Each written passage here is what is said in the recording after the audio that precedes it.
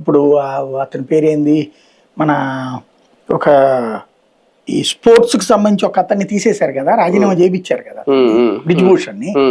అట్లాంటివి ఉంటాయి తీసేదలుచుకుంటే ఇమీడియట్ గా వెంటనే తీసేస్తారు, మేము పక్క తప్పుకుంటారు. ఇది దాన్ని రేప్ ఏం కాదు, అది కావాలని పెట్టినటువంటి కేసు, కానీ మైనర్ కాబట్టి కేసు అయింది. దాంట్లో అది ప్లాంటెడ్ అనేది అర్థమైపోయింది.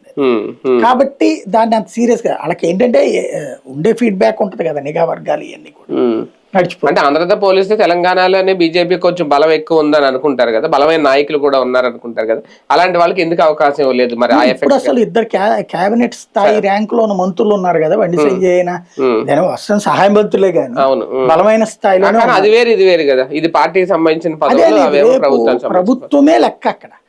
పార్టీ పరంగా నేను అనుకోవడం సంస్థాగత మార్పులు జరుగుతాయి అనుకుంటున్నా. రామచంద్రరావు ప్లేస్ లో ఎవరో ఒకళ్ళకి అప్పచెప్తారు, అందులో భాగం ఇది అనుకుంటున్నాను నేనైతే. ఆంధ్రప్రదేశ్ లో కూడా ఏమన్నా మారే అవకాశం ఉంటుందా రేపు? ఇంకా అధ్యక్షుడు ఇప్పుడులో మార్చేది ఏం లేదు.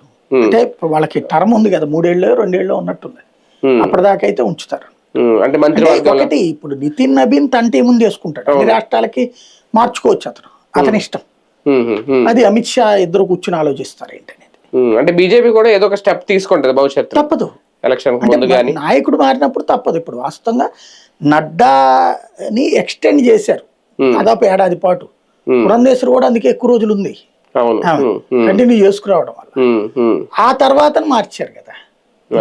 అవును, ఇంకా భవిష్యత్తులో ఆమెకు వేరే అవకాశం వస్తుందో లేదో కూడా